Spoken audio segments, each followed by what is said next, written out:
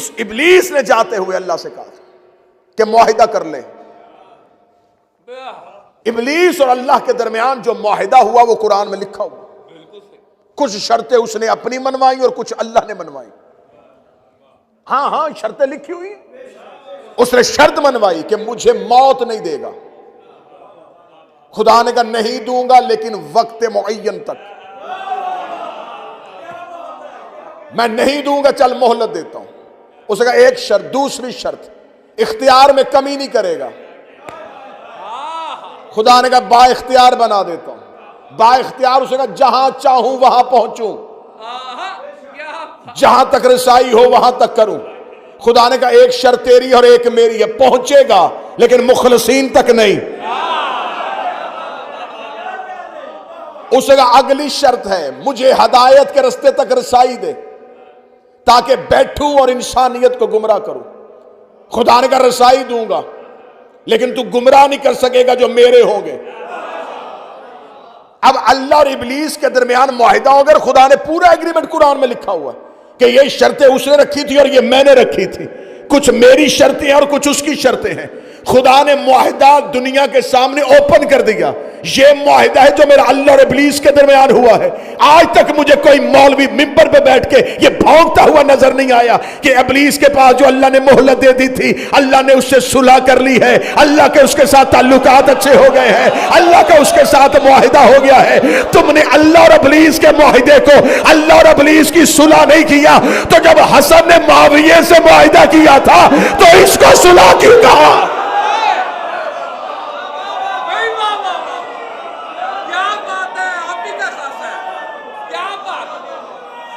मौला हुसैन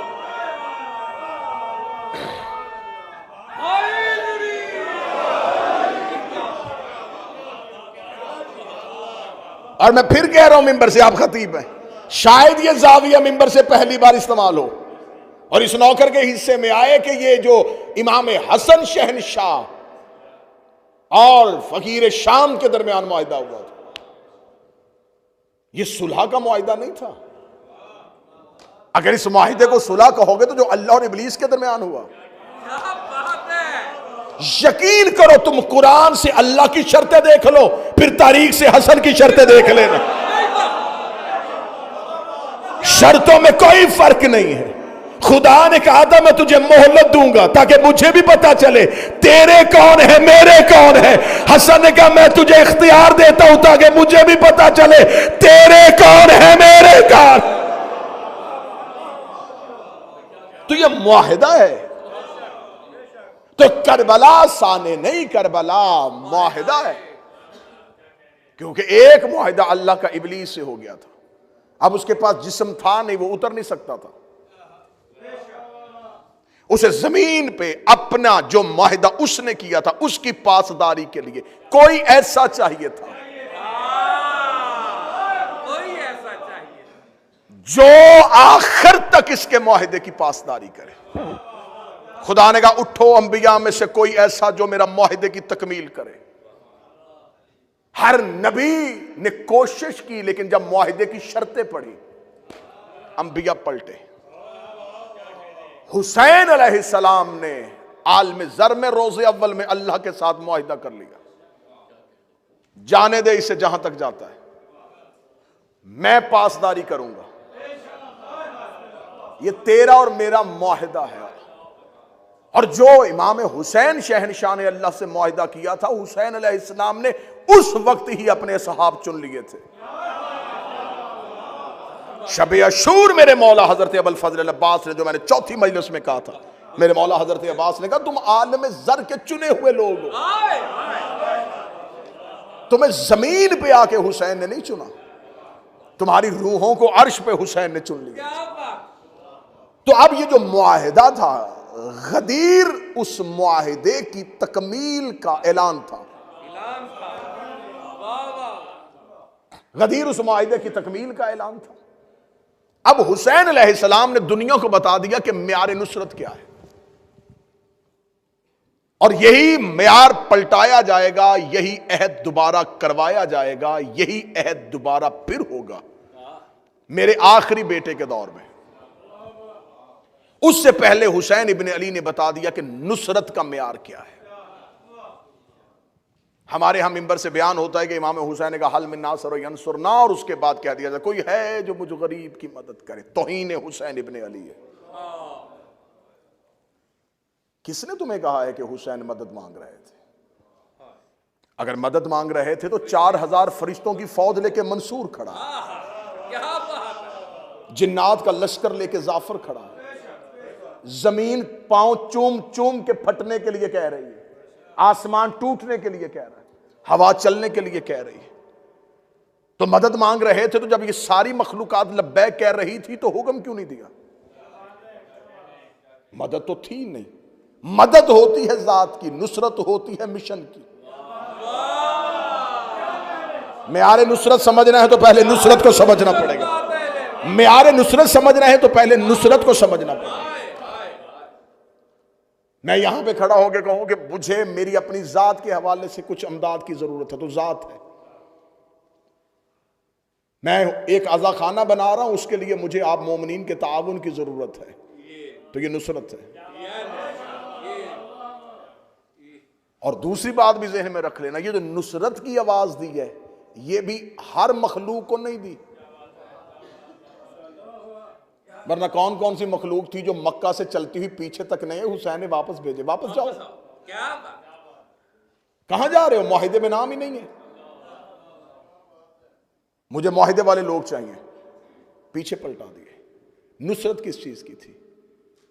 कभी इस अंदाज में भी करबला सुनो, कभी इस अंदाज में भी करबला को देखो। बयां सिर्रे शहादत की अगर तफसीर हो जाए, मुसलमानों का काबा रोज़ा शबीर हो जाए। करबला के टीलों पे अंबिया की रूहें खड़ी थी और हुसैन आखिरी सजदा अदा करने लगे थे। हुसैन का ये ना हो कि मैं आखिरी सजदा अदा कर दूं तो फिर इन नबियों में से कोई एक कह दे हम भी होते।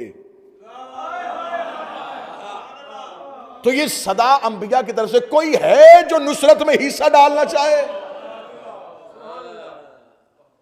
सदाए अंबिया खामोश थी। नुसरत होती है मकसद के लिए। अब नुसरत समझोगे तो नासर समझ में आएगा। अब 12वें शहनशाह को लश्कर नहीं चाहिए, लड़ने वाले नहीं चाहिए, नासिरीन चाहिए।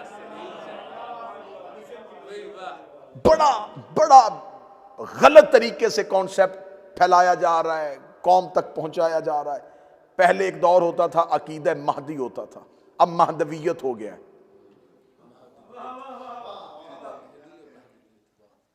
हमें उसी अकीदे पे रहना है जिस पे मौला ने हमें रहने का हुक्म दिया था। हमें उस निजाम का ऐलान होगा तो हम निजाम के पीछे चलेंगे।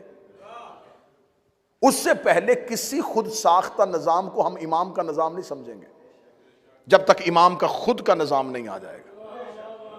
जब इमाम ने क़याम ही नहीं किया तो अभी हुक्म क्यों? हुक्म आएगा जब इमाम क़याम फरमाएंगे। बड़ी समझने वाली गुफ्तगू है और आज का खलासा। अभी इमाम का क़याम नहीं है, अभी सिर्फ तैयारी के दिन है कि नुसरत पे लिए अपने आप को आमादा करना है। कल मैंने 2 शर्तें पढ़ी थी और आज आगे चलते हैं। नुसरत के लिए पहली शर्त ये नहीं है, लोग ये समझते हैं कि शायद हम में से कोई बहुत बड़ा इबादत गुजार होगा तो फिर इमाम के साथ हमारी मुलाकात हो जाएगी। और ज़हन में रख के इबादत किया करो, ये जो तुम इबादत कर रहे हो ये अहले बैत पे एहसान नहीं है, तुम पे वाजिब है। ये कोई अल्लाह पे एहसान नहीं है कि हमने नमाजें पढ़ ली हैं तो ये हम पर एहसान है। जो बंदा घर में लाइटें जलाता है उसने बिल देना है, जिसने अल्लाह की नेमतों का इस्तेमाल किया उसने इबादत करनी है। अहले बैत के नजदीक आने के लिए इबादत शर्त नहीं है। हाँ, इबादत जरूरी है, इबादत के साथ इंसान के नफ्स की रूह की पाकीज़गी होती है। पहली शर्त यह है मवद्दत। जिसके लिए, जिसके करीब जाना चाहते हो उसके साथ तुम्हारा ताल्लुक कैसा है। पहली चीज मवद्दत। मवद्दत पैदा करने के लिए पहले अंदर इश्क की आग जलानी पड़ेगी। बाहर से गेटअप तब्दील करने से बेहतर है अंदर से निजाम बदलना।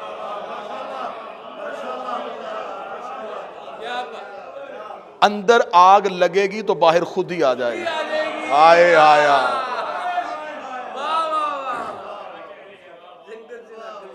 ये खोखला निजाम लोगों को दिखाने के लिए ठीक है। ये दुनिया का देखने के लिए निजाम अच्छा है कि हम ये हैं। हर इंसान खुद समझता है कि मैं क्या हूं।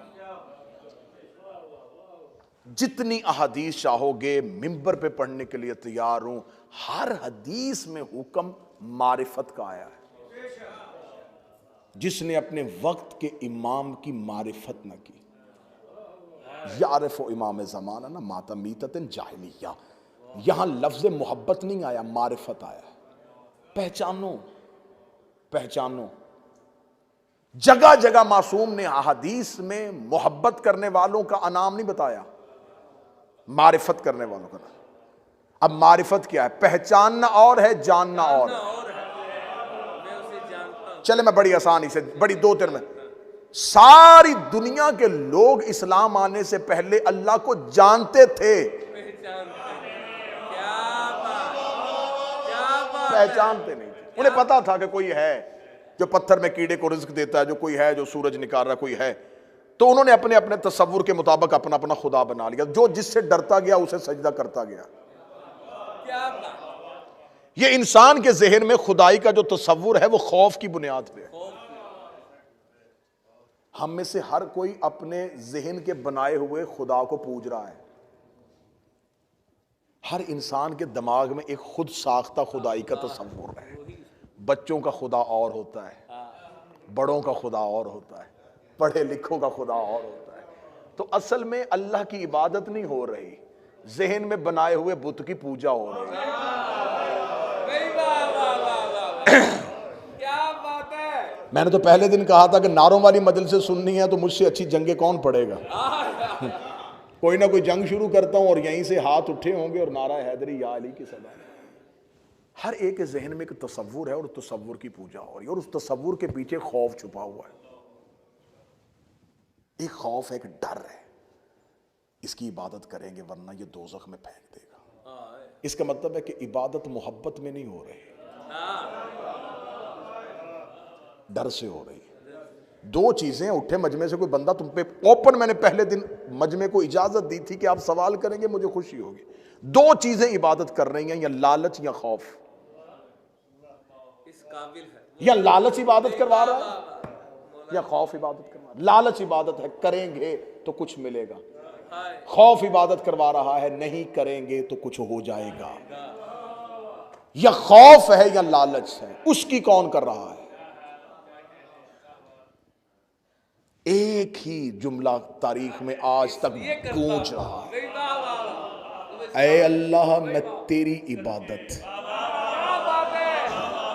तेरे जन्नत के लालच में नहीं, तेरे जहन्नम के खौफ से नहीं, मैं इसलिए करता हूं। हाँ, मैं इसलिए रुका था, मैं इसलिए रुक रहा था, आधा आधा टुकड़ा पढ़ रहा था कि तुम वो जुमला पढ़ो जो तुम तक गलत पहुंचाया गया है, ताकि मैं फिर तस्हीह करूं। क्या कहा जाता है जी? अली ने फरमाया मैं तेरी इबादत इसलिए करता हूं, तू लायक ही इबादत, लफ्ज़ लायक दिखाओ, आज के बाद मिंबर पे नहीं आऊंगा। अली ने फरमाया मैं तेरी इबादत इसलिए करता हूं, तू अहल ही इबादत के है, तू इस अहल है कि तेरी, तू इस अहल है कि तेरी इबादत की जाए। कुरान की इज्जत की कसम है, आदम से लेके अब तक अल्लाह की अहलियत पे सिर्फ अली बोला है।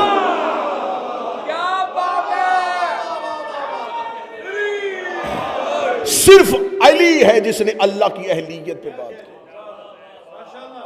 पहले दिन बच्चे को स्कूल छोड़ने के लिए जाओ तो उस टीचर देखे कहेगा अभी ये इस अहल नहीं है कि इस क्लास में बैठे, क्योंकि उसके काबिलियत जांचने का हुनर आता है। मिंबर पे आप हर एक को नहीं बिठाएंगे, आपको पता है किसे बिठाना, ये किसके अहल है। तो अहलियत पे हमेशा वो बात करता है जिसको काबिलियत जांचने का हुनर हो। अमीर अल मोमिनीन ने अल्लाह की अहलियत पे बात की। तो यहां इबादत है किसकी हो रही है? यहां लालच की हो रही है या खौफ की हो रही है? मोहब्बत की तो हो नहीं रही, सजदा मोहब्बत तो हो नहीं रहा। मासूम की हदीस अल तौहीद से पढ़ने लगा हूं, शेख सदूक ने उसको नकल। बिस्मिल्लाह बिस्मिल्लाह। मेरे छठे शहनशाह फरमाते हैं,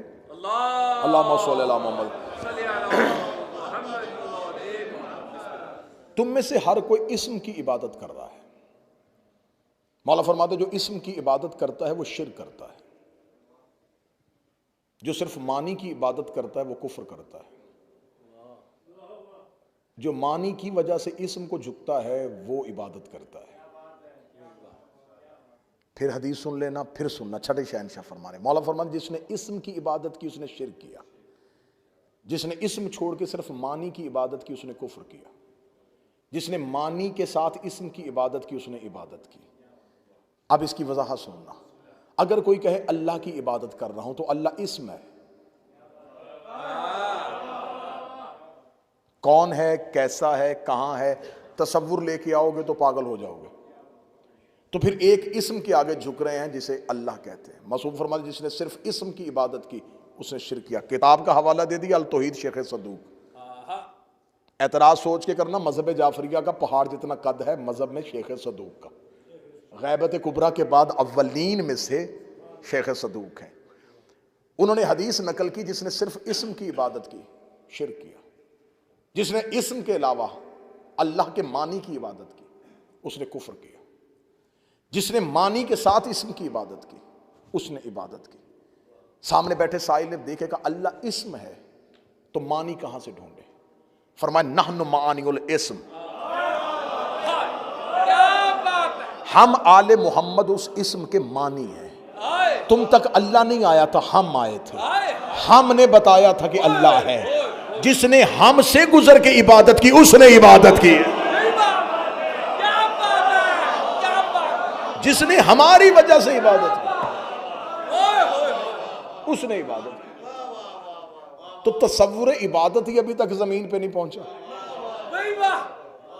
हम हमारी वजह से उसकी इबादत करो। हम तुम्हें बता रहे हैं कि उसको सजदा करते हैं तो करो।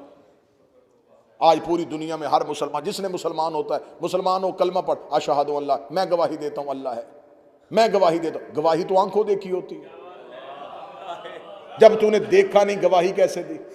कहते इसलिए गवाही दी कि बाप ने कहा था पहले दिन ही कान में कि ये गवाही दे।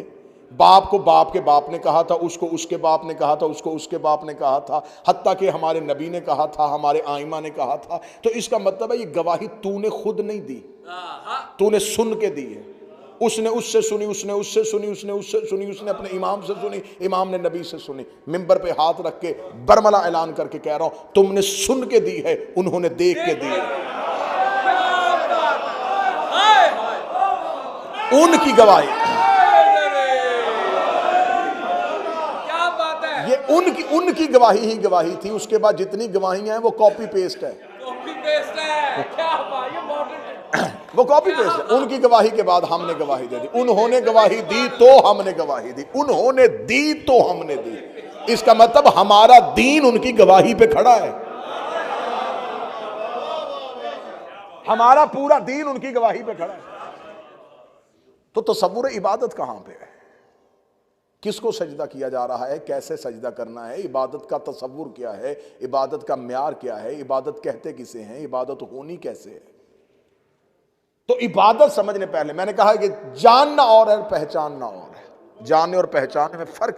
किसी एक बंदे को बाहर से लेके आओ जो मुसलमान ना हो, उसे को ये क्या है, वो कहेगा एक बुक है, ये जानना है। 6 साल का मुसलमान का बच्चा लेके आओ, वो पहले चूमेगा, आंखों को लगा के कहेगा ये कुरान है, ये पहचानना है। किसी को बाहर से उठा के लेके आओ, ये क्या है, वो कहेगा मेज है। यहां से छोटे से बच्चे को सोए को उठाओ, वो क्या है, वो कहेगा मिंबर है। जिसने मेज कहा था उसने गलत नहीं कहा था, वो जानता था, ये पहचानता है। जानना और पहचानना और। हुक्म है इमाम को पहचानो।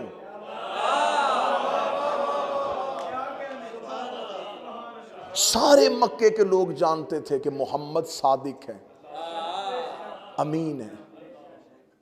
इस्लामियात की किताबों में लिखा है कि वो अमानतें नबी के घर रखवाते थे, नबी से कहते थे। हत्ता कि यहां तक वाकया इस्लामियात की किताबों में हमारे बचपन में पढ़ाया जाता, शायद अभी तक सिलेबस में हो कि रसूल ने कहा अगर मैं तुम्हें कहूं पहाड़ के पीछे लश्कर है, तो मान जाओगे? उन्होंने कहा हम मानेंगे क्योंकि कह जो तू रहा है।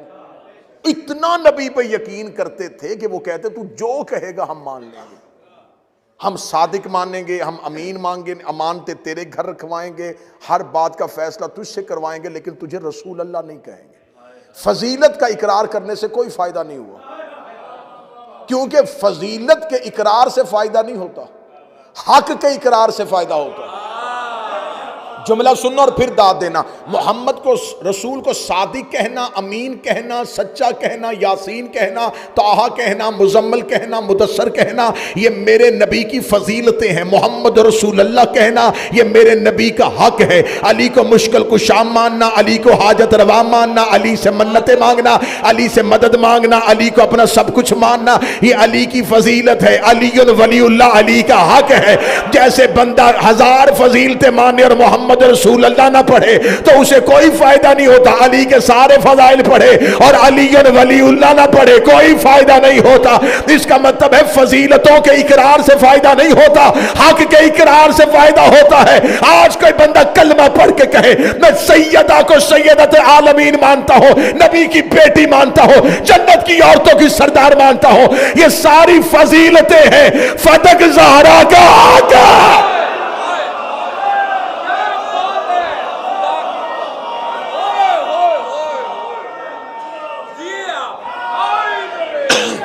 फदक हक के सैयदा है।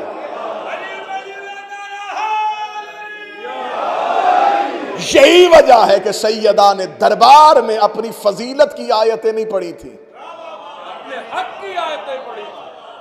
क्या बात। बीबी दरबार में कह सकती थी इन्नमा युरीदुल्लाह मेरे लिए आई है, आया मुबाहला में मैं गई थी, इन्ना तो ऐना कल कौसर खुदा ने मुझे कहा है। बीबी ने दरबार में खड़े होके एक आयत भी फजीलत की नहीं पढ़ी, सारी आयतें अपने हक की पढ़ी। फजीलतों को जानना जाता है, हक को पहचाना जाता है। अब हमने देखना है कि अहले बैत का हक क्या है। मैंने चौथी या 5वीं मजलिस में कहा था कि ज़ियारत हजरत अब्बास में जुमला है मफाती से लेके हजरत अब्बास के जरी पे पड़ी हुई ज़ियारत की किताब तक। छठे इमाम कहते अल्लाहुम्मा अन मन जहल हक, अल्लाह लानत करे उस पर जिसने अब्बास के हक को नहीं पहचाना। तो शर्त पहचानना है। सबसे पहली चीज यह है कि तुम अपने वक्त के इमाम को जान रहे हो या पहचान रहे हो। जब इमाम हुसैन अलैहिस्सलाम ने मदीना छोड़ा तो क्या अरब के लोग नहीं जानते थे ये रसूल का बेटा है? छोड़ो अरब के लोगों को, जो सामने कातिल खड़े थे वो नहीं जानते थे यह बना रसूल अल्लाह है, कुरान की आयतें इनके घरों में आई हैं, यही मंजिल वही हैं और यही सब कुछ है। वो जानते थे। जो हुसैन के खैमे में बैठे थे वो पहचानते थे। जानने वाले कलमा पढ़ के भी लानती हो गए।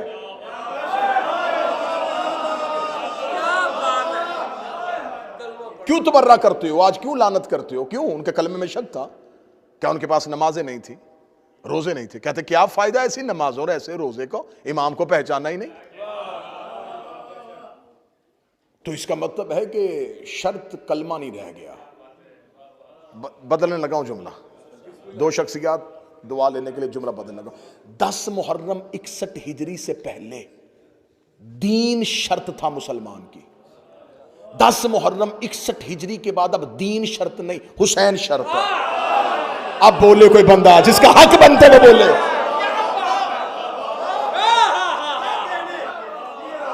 10 मुहर्रम 61 हिजरी से पहले शर्त दीन था। इसने जिसने ला इलाहा इल्लल्लाह भी पढ़ा, अली ने भी उसमें तलवार नहीं उठाई। बदर में शर्त और थी, उहुद में शर्त और थी, खैबर में शर्त और थी, खंदक में शर्त और थी। जो ही रसूल ने अपना आखिरी खुतबा दिया, रसूल ने कहा शर्त बदलो भाई। मक्के में ला इलाहा पढ़ने वालों को माफ कर देता था, मदीने में आके मोहम्मद रसूलुल्लाह शर्त हो गई। सुनना सुनना सुनना, मक्के में ला इलाहा इल्लल्लाह पढ़ते थे, मैं माफ कर देता था। अब मदीने आ गया, मोहम्मद रसूलुल्लाह शर्त है। अब कोई सिर्फ अल्लाह माने और मुझे ना माने कोई फायदा नहीं।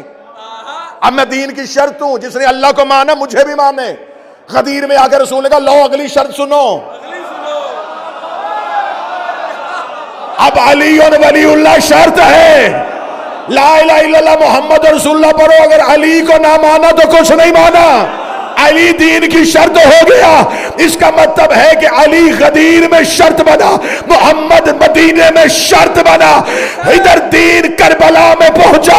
हुसैन का अब कोई शर्त नहीं, अब सिर्फ हुसैन शर्त।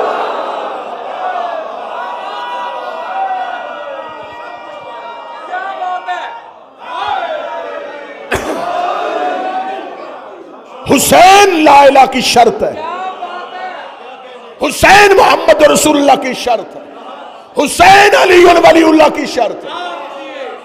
अल्लाह जानता था मक्के में लोग ला इलाहा इल्लल्लाह कहेंगे, लेकिन अब्दुल्ला का बेटा समझ के इसका कलमा नहीं पढ़ेंगे, उसने मोहम्मद रसूलुल्लाह शर्त रख दी। अल्लाह जानता था ये मोहम्मद को मान लेंगे लेकिन अली से बुग़्ज़ रखते हैं, उसने अली और वलीउल्लाह शर्त रखी। मुझे एक चेहरा बिगड़ता नजर ना आखिरी मजलिस में। अल्लाह जानता था बंदे अली और वलीउल्लाह पढ़ेंगे, हुसैन का मातम नहीं करेंगे।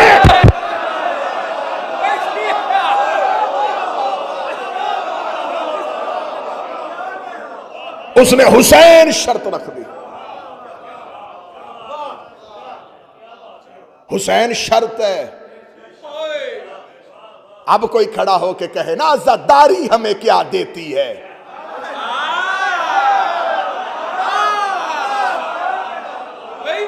जिसको कुछ नहीं मिलता कहता आओ आजादारी की सलाह करे।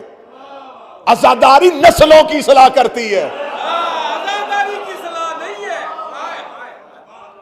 मैं आखिरी महीने से मिंबर पे पैगाम देके जा रहा हूं, हुसैनिया ब्रेडफोर्ड का माइक इस्तेमाल करूंगा और आवाज कहीं की कहीं पहुंचा दूंगा। आजादारी की सलाह करने से पहले शजरे की सलाह करो।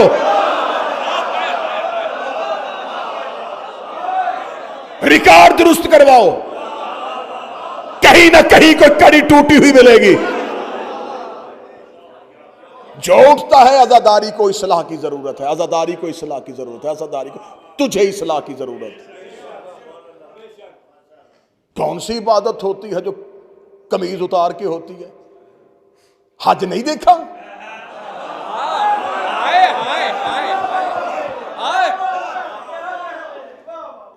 क्या घनौना मजाक हो रहा है मेरे मजहब के साथ। पहचानना है हुसैन को, हुसैन शर्त है। नहीं तो 8वें इमाम का नेशापुर का खुतबा पढ़ना।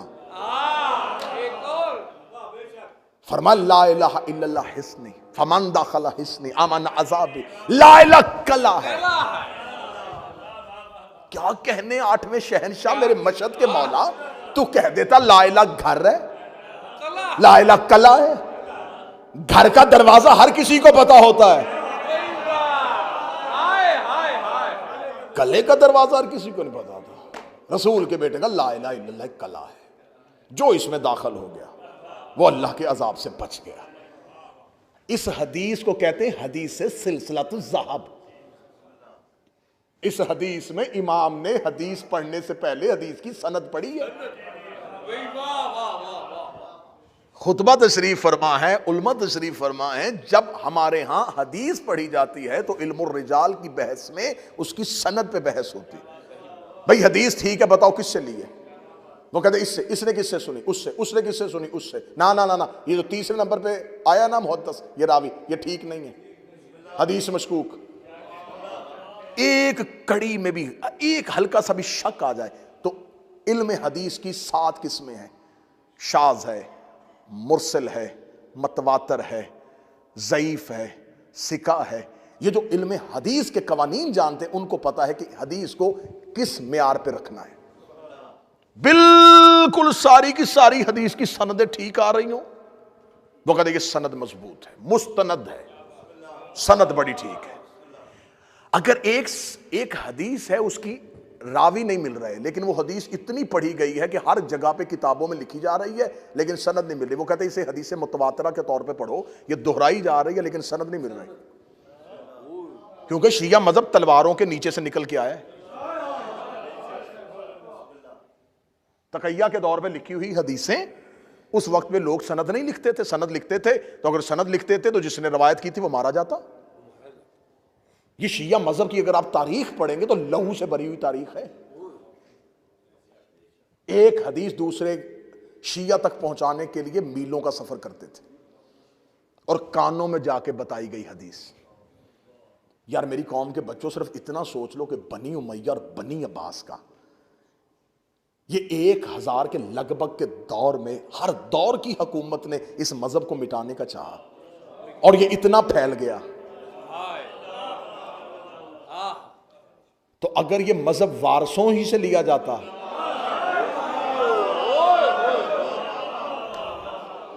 फिर मैं एक जुमला कहा करता हूं अपनी तकरीरों में, वो जुमला दोहराने लगा। जिस बीबी के एक खुतबे ने शाम बदल दी, अगर उससे कुरान की तफसीर ले ली जाती, इस वक्त दुनिया का नक्शा क्या होता। तो इस हदीस को, जो जिस हदीस का मैं हवाला देने लगा, ये 8वें शहनशाह ने हदीस कही, तो मेरे मालिक ने फरमाया, सनद पढ़ी पहले मौला ने, क्योंकि सरकार इमाम सादक के बाद मुहद्दिसीन पैदा हो गए थे, हदीसों पे जरा हो तादील होनी शुरू हो गई थी, हदीसों पे बहस होनी शुरू हो गई थी, ये हदीस नहीं सही, ये हदीस ठीक है, ये हदीस। यकीन करो, मैं कोई अजराह तफन्नुन, कोई मजाक के लिए, आपको हंसाने के लिए, कोई फन पैदा करने के लिए जुमला नहीं कहने लगा। ऐसी झूठी हदीसें, ऐसी झूठी, इस दौर को कहा जाता है वज़ाए हदीस का दौर। इतनी झूठी हदीसें गढ़ी गई कि लोग हदीसें दे के सब्जी खरीद के लाते थे, घर में बैठ के झूठी हदीसें लिखते थे। मार्केट में कोई दिरहम दिनार नहीं, जाके कहते थे ये हदीसें लो और हम मुझे सब्जी दे दो। तराजुओं पे तोल तोल के इधर सब्जी रखी जाती थी और इधर हदीसें रखी जाती थी। इस दौर को तारीख ने महफूज किया है वज़ाए हदीस का दौर, कि इस दौर में बड़ी झूठी हदीसें बनी है। और अहले सुन्नत ने भी छांट छांट छांट छांट छांट छांट के बाद में आके कहा ये सही बुखारी।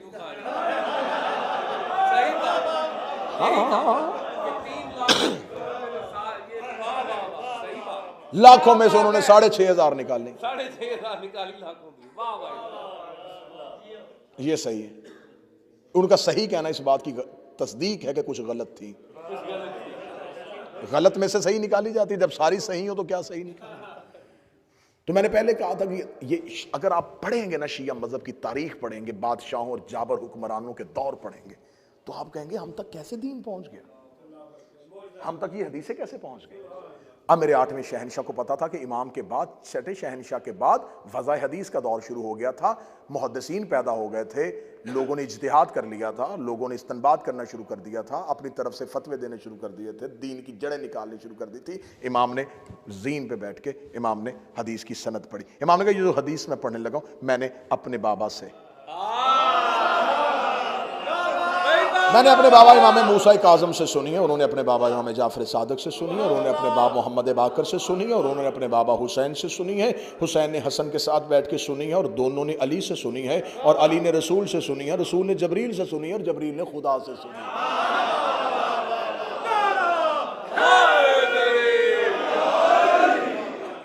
अब यहां पर मौरखी ने लिखा, इस हदीस को सिलसिलतुल ज़हब कहा जाता है। सिलसिलतुल ज़हब क्या, वो कहते हैं सोने के साथ लिखा, इतनी बेहतरीन कड़ी, वो कहते हैं ये सोने की कड़ी है। ईरानी उलमा कहते हैं कि हदीस सिलसिलतुल ज़हब पे किसी प्याले पे, मट्टी के प्याले पे लिख के उसमें पानी डाल के गूंगे को पिलाओ, उसे जुबान मिलेगी, बीमार को पिलाओ शिफा मिल जाएगी, इसे घर में रखो बरकत होगी। हदीस सिलसिलतुल ज़हब, उस हदीस में इमाम ने ला इलाहा इल्लल्लाह एक कला है, इसमें दाखिल होने की शर्तें, और उनमें से एक शर्त मैं हूं। हम शर्त हैं दीन की, ला इलाहा में दाखिल होने की हम शर्त हैं। एक छोटी सी बात साबित करने के मुझे कितना घूमना पड़ा, इसलिए मासूम ने फरमाया था मानी के साथ अल्लाह की बात करो, हमें छोड़ के सजदा करोगे कुछ भी नहीं किया। हम शर्त हैं, हम शर्त हैं, हम शर्त हैं, हम शर्त हैं। जिस बंदे ने 8 दिन की मेहनत का अजर देना हो, मेरी आंखों में आंखें डाला, सर उठाना, चेहरे पे मवद्दत अली की मुस्कुराहट लेके आना। अब इस बात पे बहस नहीं करनी आज के बाद, अली वाजिब है, औजब है, मुस्तहब है, अस्काल है, मुब्तल है, ये शरीयत के लफ्ज है। अली दीन की शर्त है।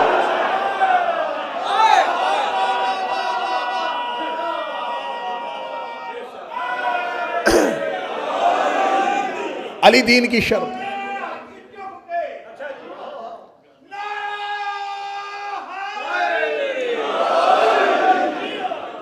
अली दीन की शर्त है, जैसे वजू नमाज की शर्त है, जैसे नीयत नमाज की शर्त। शरायत नमाज नहीं है तो फिर नमाज नहीं, शरायत दीन नहीं है तो फिर दीन नहीं। 10 मुहर्रम 61 हिजरी के बाद बदल गया असूल, अब हुसैन दीन है, अब हुसैन शर्त है, अब हुसैन दरवाजा है अली वलीउल्लाह का, हुसैन दरवाजा है मोहम्मद रसूलुल्लाह का, हुसैन दरवाजा है ला इलाहा इल्लल्लाह का। शर्त हो गई हुसैन। 72 ने शर्त को तस्लीम किया। म्यारे नुसरत समझना है, आज 2, 2.5, 3, 4 घंटे गुजर जाएं, छुट्टी है, किसी ने जाना तो नहीं ना जी, और दिन का टाइम है, कोई नहीं है, सब और बड़ी अच्छी जगहों पे पार्किंग करके आए हुए हैं, कोई नहीं है ना जी, कोई खतरा नहीं। ये शर्त है। अब शर्त ये है कि जिसे शर्त मानो उसकी मार्फत करो। दूसरी हाजिरी है आपकी, एक दिन पहले है तो एक दिन अब है, ये शर्त है। अब हम हैं अपने आखिरी वक्त के इमाम की रैयत। लो, सबसे पहला कानून सुनो कि अगर इमाम की नुसरत पे आमादा हो ही चुके हो तो पहले इमाम को शर्त मानो। शर्त मानो, हर काम से पहले शर्त को रखो। नमाज पढ़नी है, इमाम शर्त है। रोजा रखना इमाम शर्त है। ज़कात देनी है, इमाम शर्त है। खुम्स निकालना है, इमाम शर्त है। मसला पूछना इमाम शर्त है। मातम करना इमाम शर्त है। जुलूस निकालना इमाम शर्त है। शर्त को सामने रखो, फिर अमल करो।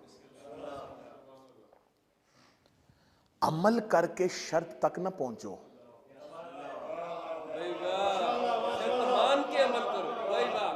शर्त मान के अमल करो। नुसरत का पहला मेयार।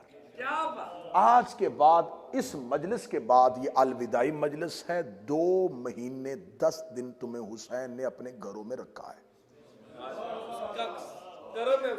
उसने अपने घरों में तुम्हें बुलाया है, उसने तुम्हें अपने घरों से खाना खिलाया है, तुम्हें अपने घरों से पानी पिलाया। और कहते हैं कि जो खुराक खा लो वो 40 दिन तक खून का हिस्सा बनती है। तुमने हुसैन का रिज़्क़ खाया, तुमने हुसैन के घर से पानी पिया, तुमने हुसैन के घर। तो 2 महीने 8 दिन की जो हुसैन के घर की नौकरी की है, तो इसमें पहली चीज़ लेना कि आज के बाद अपने ज़िंदगी के हर काम में अपने इमाम को शर्त मान लो। हर चीज़ में अपने इमाम को, हर चीज़ में अपने इमाम को शर्त मानो। शर्त मानने से मुराद यह है कि मुकद्दम रखो अपने मौला को। मसलन मेरे इस अमल पे मेरा इमाम राजी है, अच्छा, मदद के लिए उन्हें हाजिर मान लेते हो। क्या बात है। हम मदद मांगते हैं, वो हाजिर हो जाते हैं। तो जब गुनाह कर रहे होते हो, जब गलती कर रहे होते हो, शर्त इमाम है कि इमाम को इतना अपने ऊपर मुसल्लत करो। एक आरिफ के पास एक शख्स आया, उसने कहा मैं इमाम के साथ मिलना चाहता हूं। कहता क्या करता है इमाम से? कहता मोहब्बत करता हूं। कहता तुझे है ही नहीं। कहता है। शागिर्दों से कहा इसे कमरे में बंद कर दो। कमरे बंद कर दिया, कहा दरवाजा बंद कर दो। पूरा दिन, पूरा रात, अगला दिन, अगली दोपहर को जाकर दरवाजे का खोला, दीवार के साथ नीम मुर्दा हालत में, बंद आंखों को हल्का हल्का खोला, होंठ खुश्क, जुबान हलक से बाहर, आवाज दे रहा पानी पानी पानी पानी। उसने कहा पानी लेके आओ। पानी लेके आए, छींटे मारे, प्याला दिया, उसने कांपते हुए पानी पिया। जब पानी पी चुका, वजूद में जिंदगी के असरात वापस आए। आंखें खोली, आंखें खोल के कहा मैंने तो कहा था कि मौला से मोहब्बत करनी है, ये आपने मेरे साथ क्या किया? उसने कहा पानी पानी पानी पानी क्यों कर रहा था, तेरी तो आंखें बंद थी। कहता पानी सोचता सोचता सोचता सोचता सो गया था, पानी मिल जाए। उसने कहा जितनी तलब पानी की है इतनी मौला की कर।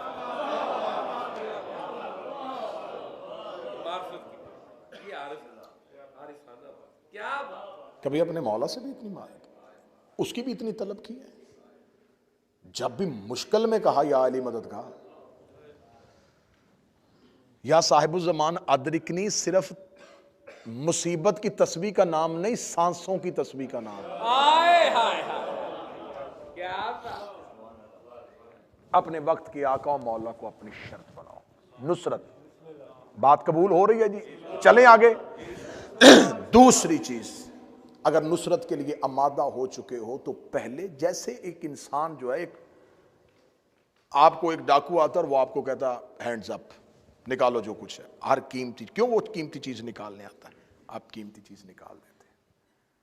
आप, वो आपका वजूद आपको खाली करता है जो उसे चाहिए होता है। उसका काम होता है आपसे चुराना, इमाम का काम होता है आपको देना। तो अपना आप अपने वक्त के इमाम के सामने खाली करो, हर चीज अपने निकाल के अपने मौला के आगे फिदिया कर दो और मौला को पेश कर दो। जान, इज्जत, माल, औलाद, सब वक्फ इमाम के लिए। जुबानी दावा नहीं, अमली सूरत में सबूत दो। अपने इमाम के सामने अपनी तमाम चीजों को फिदिया कर दो, अपने आका और मौला के सामने हाजिर हो जाओ। फिर अपने वक्त के इमाम की नुसरत के लिए ऐसे आमादा हो जाओ कि हर लम्हे आवाज का तलाश करो। किसी भी लम्हे आवाज कान में आएगी कि मैं आ गया हूं। अरब का एक शख्स घोड़े पे बैठ के नकाब पहन के चौक में आके खड़ा हो जाता था। लोग पूछते थे क्यों खड़ा होता है रोजाना आके? कहता इमाम आ गया तो सवारी ढूंढूंगा तो इमाम के पास जाऊंगा, इसलिए घर से तैयार होके आ जाता। लोगों ने समझा पागल हो गया, मखबूत अलवास हो गया। एक दिन नौजवानों ने आके मजाक उसका, तू यहां खड़ा है, पहाड़ी के पीछे इमाम आ गए। किताबें कहती गया और वापस नहीं आया।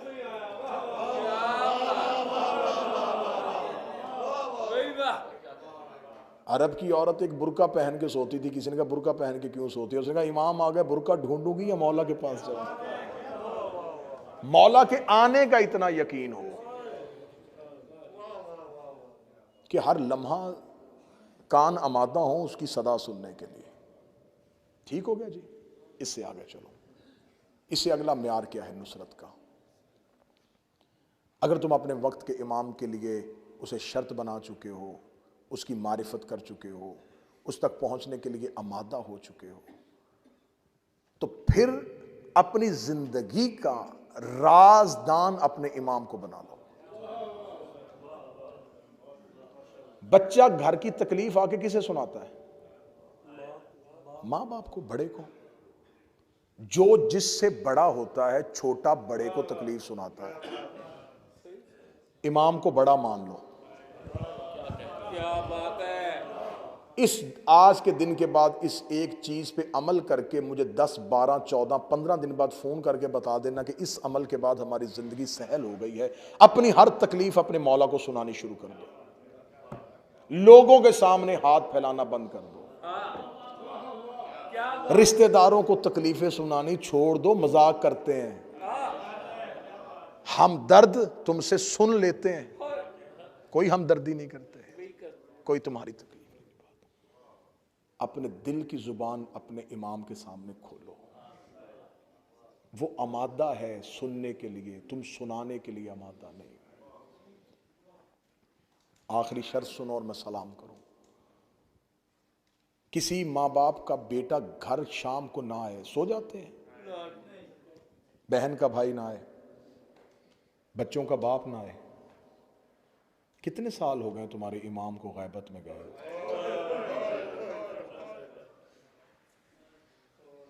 सुकून क्यों है? तस्कीन क्यों है? जब हम अपने घरों में खुशियां मना रहे होते हैं तो क्या वो आका और मौला जो है वो भी इसी जगह पे अपने घर की खुशियां मना रहा होगा? क्या तुम्हारा यकीन है कि वो कहीं ना कहीं बैठ के रो रहे होंगे? मुझे मालिक हुसैन की कसम है, ये हुसैन का मुहर्रम, ये अज़ादारी 12वें के लश्कर में जाने का तरबियती कोर्स है।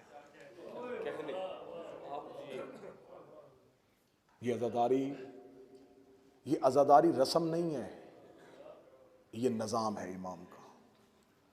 आ जाते हो, सबसे पहला काम तुम्हें अज़ादारी क्या दिखाती है? जो काम मस्जिद में नमाज की सफ़ नहीं करती वो हुसैन की अज़ादारी करती है।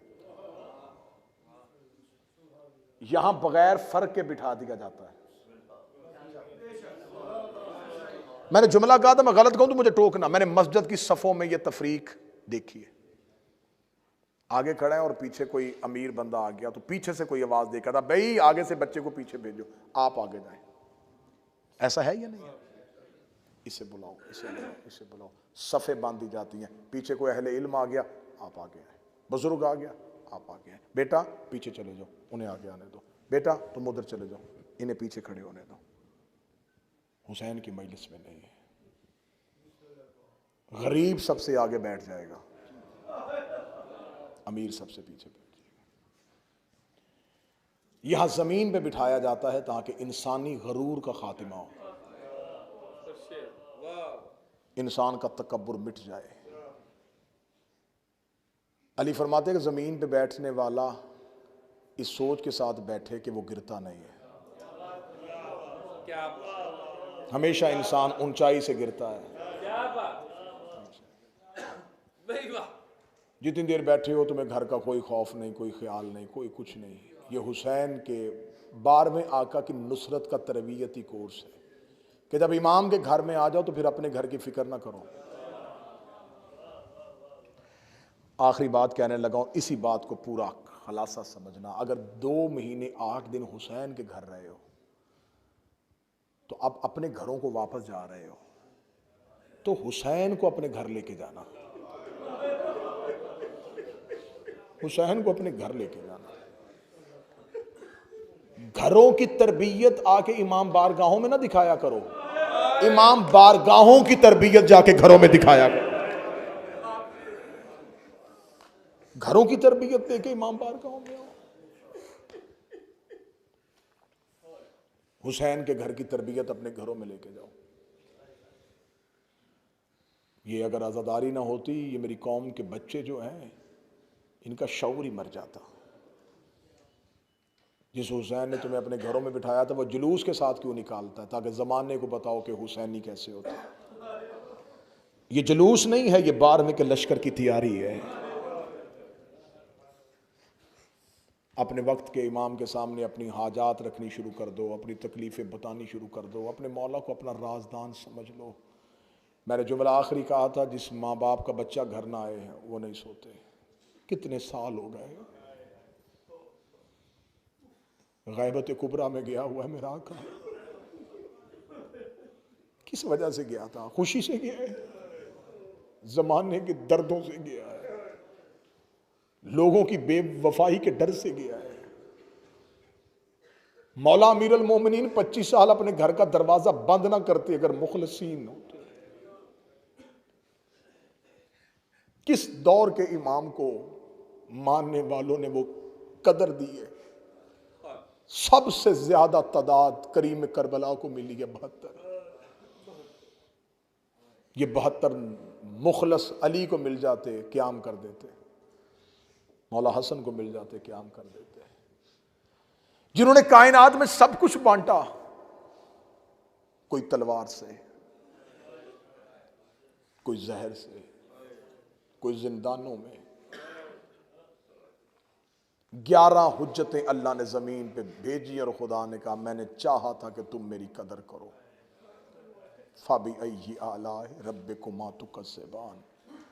मैं बार बार तुम पे अनाम करता गया, तुम बार बार मेरी नेमतों को झुटलाते रहे। अब तुम इस काबिल हो ही नहीं कि मैं अपना आखिरी चिराग तुम्हारे दरमियान जलाऊं। वो तौहीद के फनूस के अंदर जलाया हुआ है। बड़ी जल्दी है उसे इंतकाम हुसैन की, बड़ी जल्दी है उसे इंतकाम ज़हरा की।